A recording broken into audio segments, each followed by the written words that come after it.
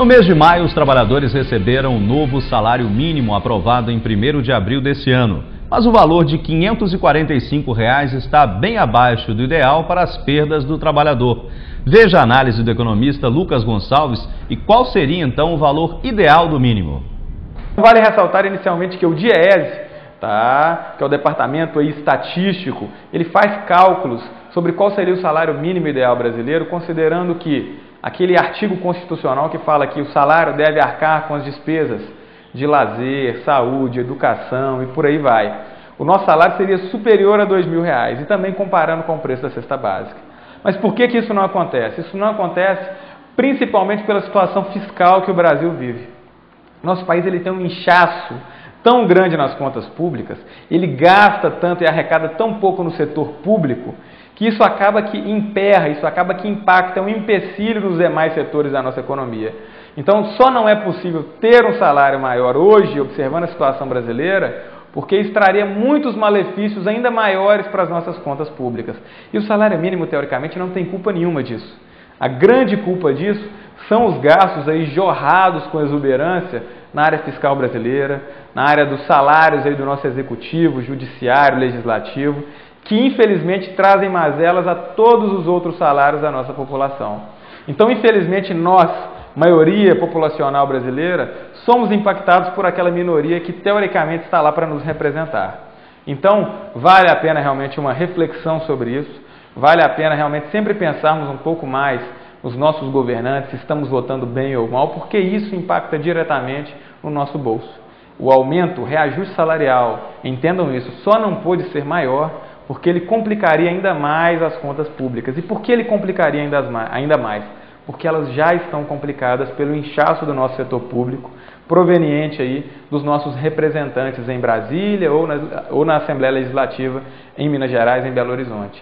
As tradicionais sacolas plásticas podem estar com os dias contados, pelo menos em Governador Valadares. Na cidade, um grupo de donas de casa resolveu investir em sacolas retornáveis e a iniciativa tem agradado. Na hora de levar as compras para casa, elas são uma escolha mais prática e frequente. No corre-corre do dia a dia, a gente sempre passa por aqui e acaba levando sim. Uma pesquisa feita em 11 países da América Latina colocou o Brasil entre os maiores consumidores de sacolas plásticas das Américas. São cerca de 150 bilhões por ano e por aqui apenas 19% da população usa as retornáveis, número bem abaixo do alcançado pelos nossos vizinhos, os bolivianos. Por lá, 77% dos moradores já deixaram de lado os sacos plásticos. Mas essa história pode mudar.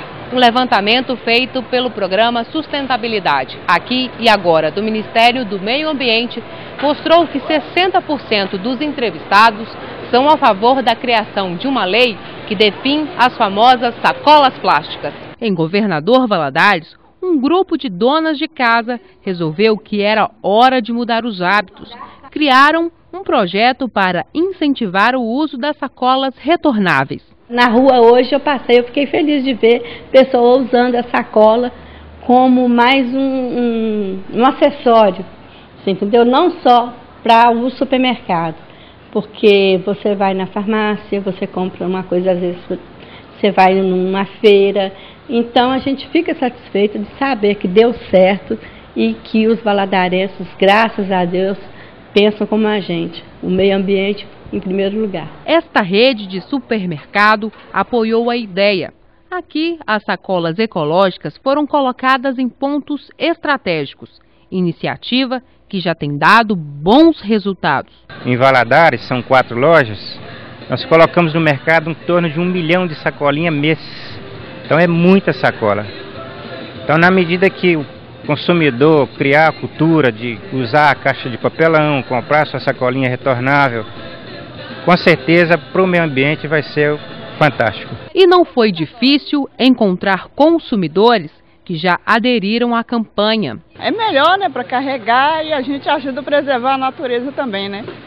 Acho que tem que ajudar, né? Cada um fazendo a sua parte, pode ajudar um pouquinho. Preocupados com o meio ambiente, países como Canadá, Irlanda, Índia e Tanzânia já adotaram medidas para conter ou mesmo acabar com a cultura das sacolas plásticas. E não é difícil entender porque o uso delas é tão discutido. Em uma volta pela cidade, encontramos muitos exemplos negativos. Aqui, elas estão jogadas pelo chão e até no curso d'água. E as consequências, quem sofre é a própria população. Uma cidade como a nossa é a questão dos sistemas de drenagem, que ficam comprometidos com essas sacolas que entopem as bocas de lobo, entopem os bueiros, as galerias pluviais, causando inundações nas cidades. Mas este não é o único problema. O tempo que as sacolas levam para se decompor na natureza supera e muito nossa expectativa de vida. Varia entre 300 a 400 anos para se decompor na natureza. E isso é muito tempo. Nós acostumamos com eles, mas não são necessários. Podemos utilizar outros tipos e materiais, no caso da sacolinha, biodegradáveis, que possam, na natureza, não causar nenhum prejuízo.